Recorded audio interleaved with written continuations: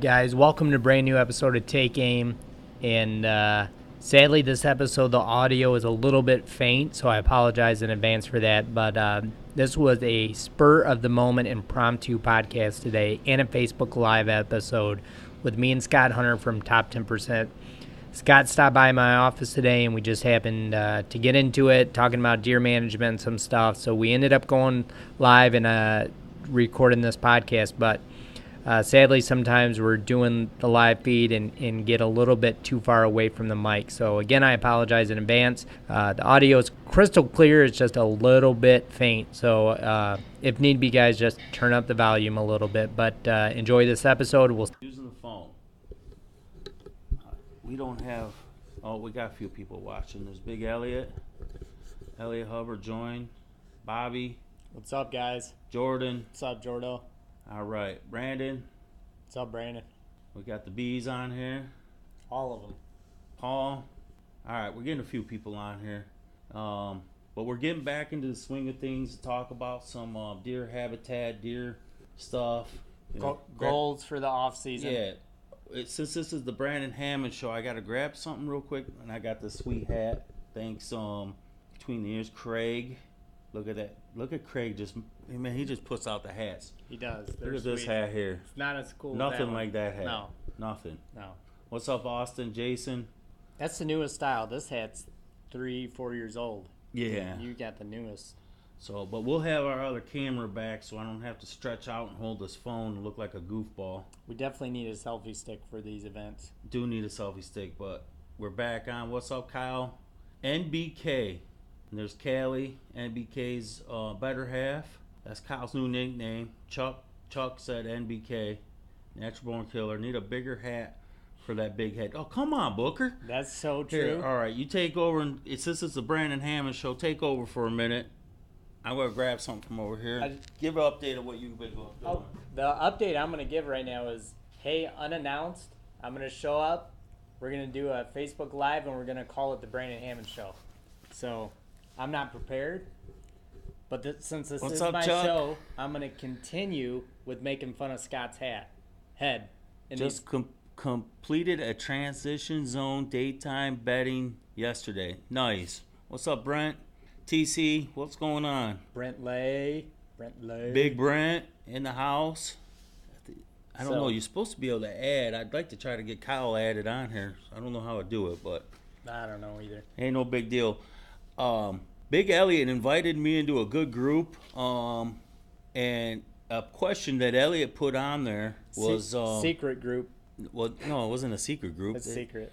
Secret to me. I never heard about all that stuff, but he put a question on there. What I thought was a tremendous question of what steps you taking to kill 4.5-year-olds, and do you think it's possible in Michigan? I do. I think it's possible. What about you, Brandon? To kill 4.5s? Yeah. Yeah, I've done it. You've done it. I've done it. You've done it a couple times, haven't you? Yeah, more than once. I've done it a few times. Yeah. Kyle's done it a few times. TC did it last year. Kip Cotter, he killed a beautiful 3.5, 4.5. We don't know. He don't really know. It was a beautiful buck. Kip just joined us. Do I think it's possible? Absolutely, I think it's possible. For real. I left Missouri to come back here. To come back home because the rut was kicking in. Yeah. So, yes, I believe it, 100%. What's up, Rennie? But, Elliot, that was such a good question, man. We got inspired. Very inspired by it. And I seen a lot of talk of top 10% through that about what top 10%. And a couple guys were talking about, well, if we shoot the top 10%, we're shooting, how we ever going to get to 4.5? Right. Because all of our top 10% is... We're shooting the 1.5 and 2.5s out. Right. Basically saying it doesn't make sense. But I guess in a limited thought process, right, that's a good question. But top 10% doesn't mean shoot every 2.5-year-old with every guy that you hunt with on your property. That's not what it means. We're not asking anybody to shoot all their top 2.5-year-old deer. No. That doesn't make sense. That's not a management plan.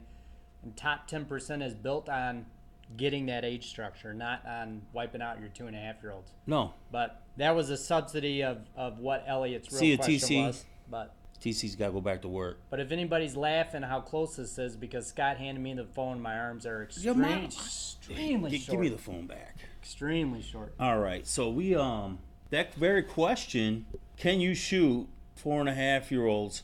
I don't know about Brandon, but for myself, 4.5-year-old buck, unless you really have been working hard on your management, so hard and keeping inventory. When I have a 2.5, I've mixed up and saw 2.5-year-old bucks and thought they were 4.5. I've seen 3.5s and thought they were 5.5. I've seen a 5.5 and I thought it was a 2.5.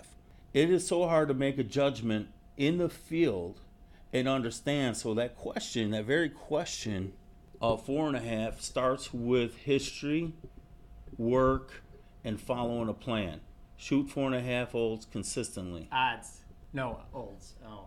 Yeah, I'm going to do it. I'm going to do it. This guy's going to do it. Kyle's going to do it. This year I didn't shoot one in Michigan, but that was my choice. I had some 2.5s. I knew I had some bigger deer. I just didn't run into them because I did leave with Scott to Missouri. So kind of my property, from what my camera said, it popped right during that time we were gone in Missouri.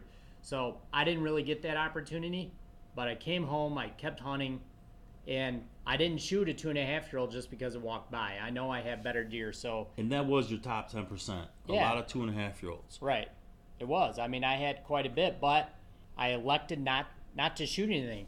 I mean, that's part of your management plan too, is I think guys get caught up too much, which I know we all want to kill stuff, but get caught up in having to kill something every year. Sometimes you got to make those sacrifices to improve that property, and that's what I did this year. There's very limited deer killed on my property this year, so it should be a really good year next year for at least what I got going on. I'm not speaking on Scott's behalf, but on my property, it's going to be a lot better. Darn, reception is bad. That's not catch good. Up and replay. Yeah, but what Brandon was saying, we're not telling you when you start talking about top 10%, we're not telling you to shoot the 2.5-year-olds. It's always your choice. It's your choice to become a better hunter. For me, it started years ago before it was all popular to start doing things differently. That son is just beating me up. To do things a little bit differently. He's not lying. Chasing deer. He just wants to get a lot closer to me. No, that son is just beating me up. I look like a wild, crazy dude in this video. But to do the things possible to get to this age structure and do it, man, we worked our tail off. Me and Kyle were consistently working. And we chose not to shoot deer off of certain farms for many years, and we built the age structure. We could have went in there and shot 2.5-year-olds right off the get. It's not the goal. It's not what we set out for. We stuck with the plan, and we still live by the plan now. Our plan is real simple. So when we go out and do top 10%, and it sounds better than top 2% or top 5% for a name. Yeah, well, a lot better. So when we do a job for other people, it starts with baby steps. I actually had a conversation with Kip Cotter, and it starts with baby steps. It starts with, he made a great point. Until you get to go to the dance with a certain size deer and start seeing these deer up close and personal, you don't understand how big these deer are in the age structure, and they get used to making the shot on a mature whitetail. Yeah. And it starts with not making your ante so high that you can't achieve your manage, hunt, harvest, because ultimately it's still about harvest. And it ain't gonna hurt for you if you've shot a bunch of 1.5-year-old bucks, and then you step in and create a plan and you shoot a 2.5-year-old. The following year, you step your plan up and you want to go to 3.5, and then the year after that, you go to 4.5.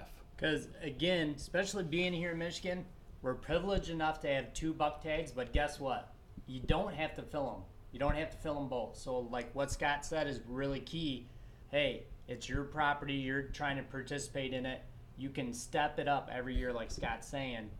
But do that with 1 buck tag. You don't have to use both buck tags. Kill one, move on to the next year, focus on the next year, and get with it. Too many guys I don't know, in my opinion, and I'm not trying to, make anybody mad, but it's a lot of empty complaints.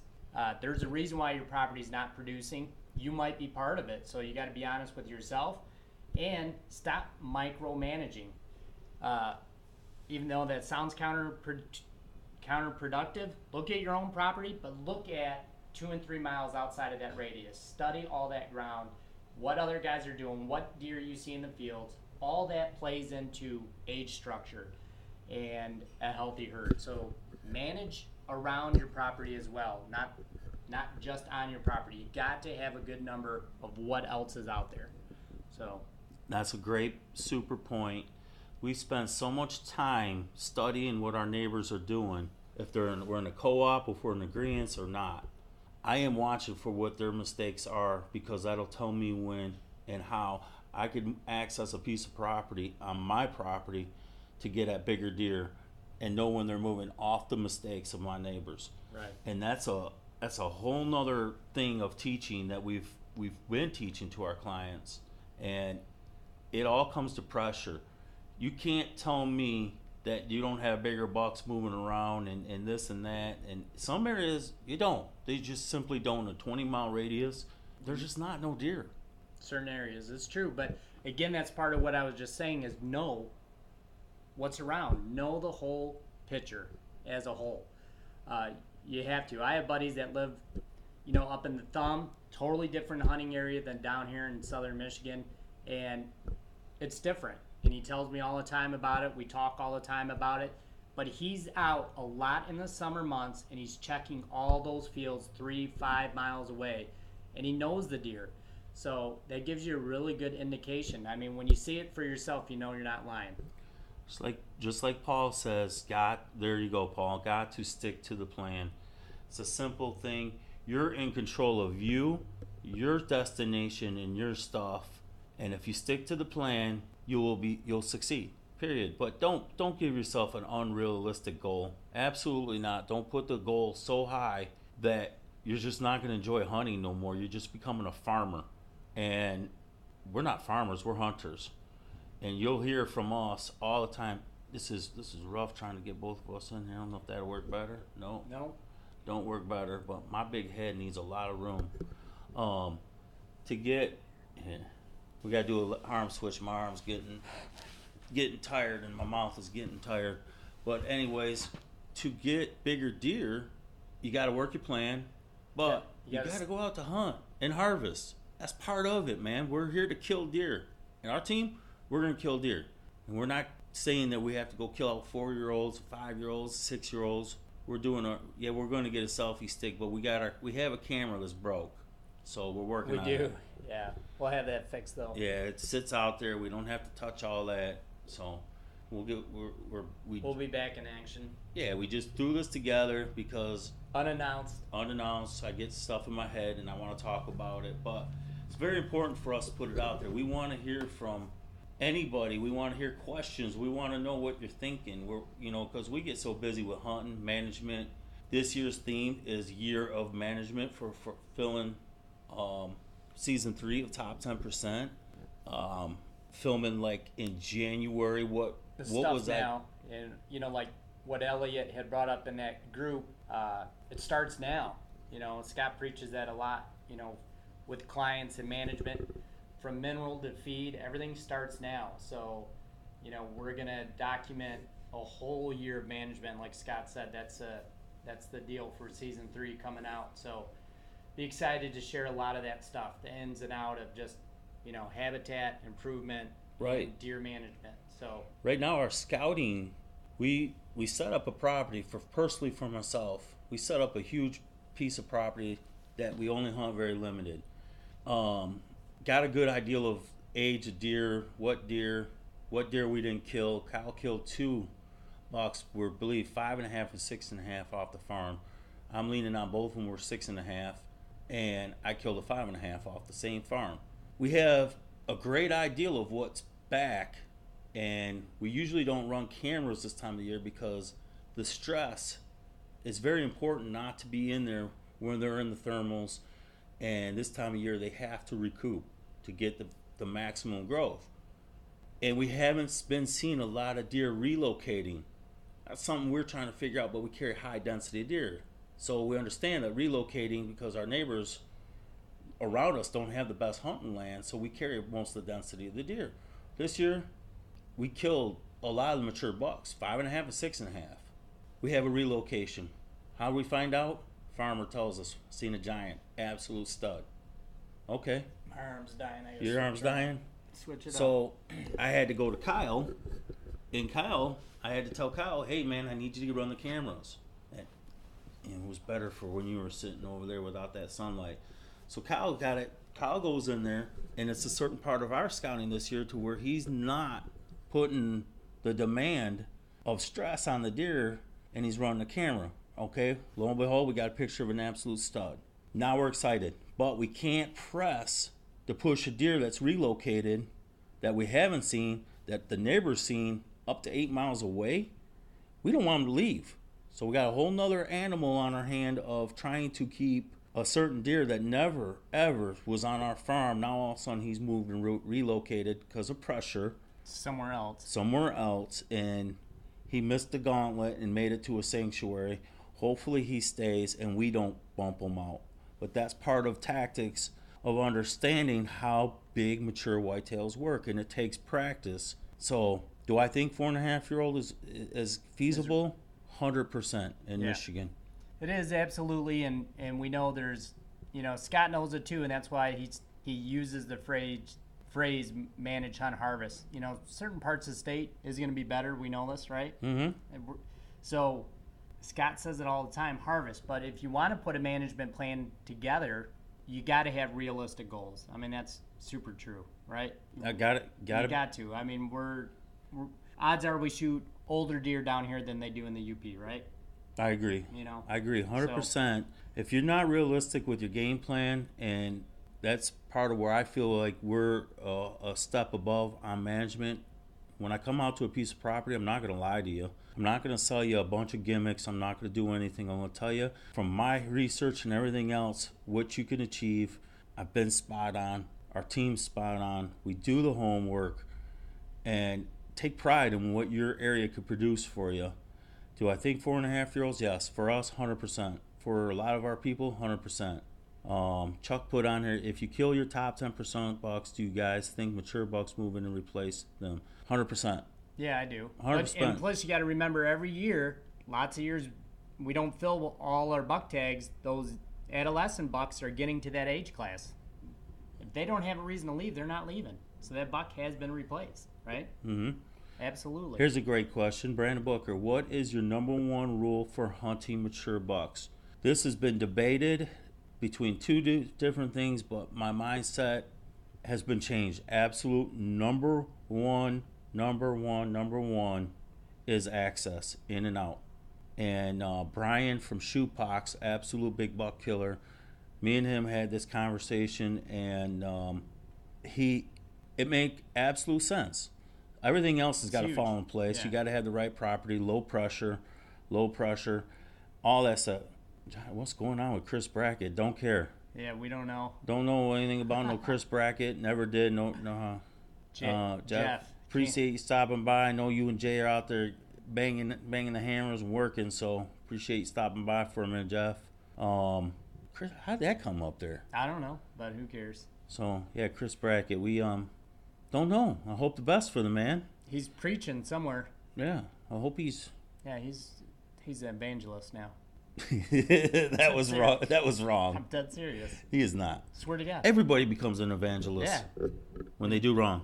So that's crazy. He's preaching. He is not. Yeah. How do we get on Chris Brackett? Come on, Joshua Taylor. Who cares about him?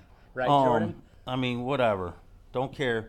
We are not the type of guys that we're going to be sitting worrying about our sponsorships. We enjoy good products. When we have good products, we try to share good products. Absolutely. We care about manage, hunt, harvest. Manage, hunt, harvest. Absolutely. Sticking to the game plan, and when you get the opportunity, you get to kill something. That's huge. That's what we're about. Absolutely. Number one priority.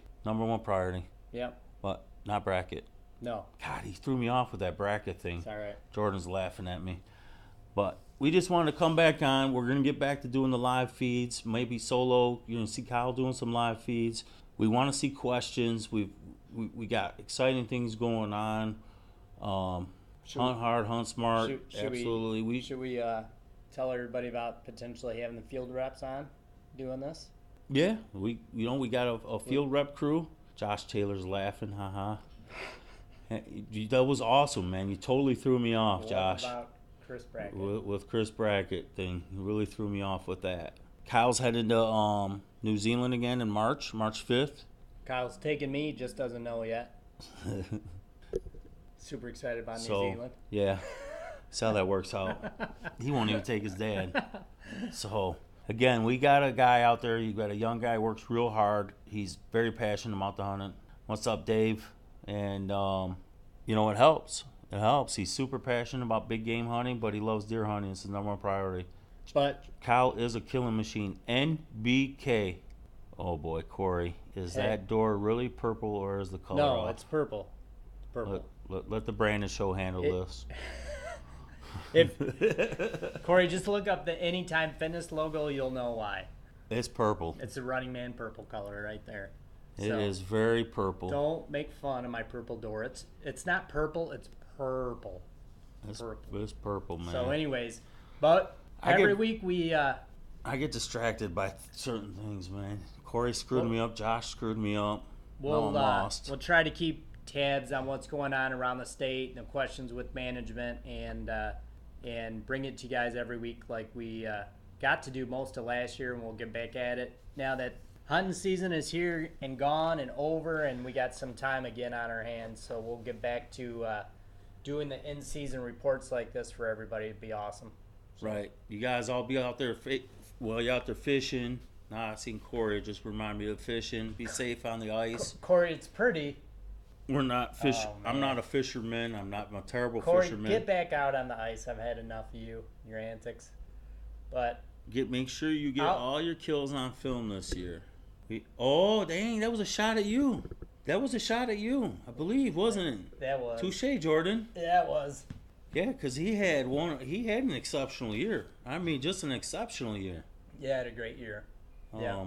One was my fault, Jordan. The other one, I had a camera guy, forgot to hit the record button.